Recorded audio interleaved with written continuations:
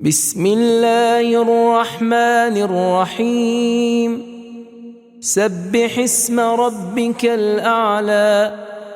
الذي خلق فسوى والذي قدر فهدى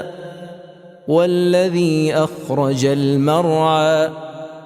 فجعله غثاء أحوى سنقرئك فلا تنسى إلا ما شاء الله إنه يعلم الجهر وما يخفى ونيسرك لليسرى فذكر إن نفعت الذكرى سيذكر من يخشى ويتجنبها الأشقى الذي يصلى النار الكبرى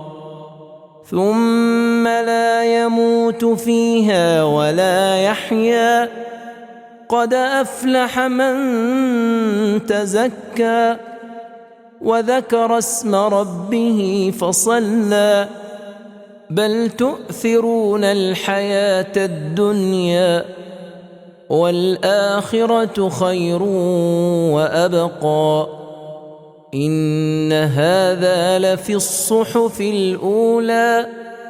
صحف إبراهيم وموسى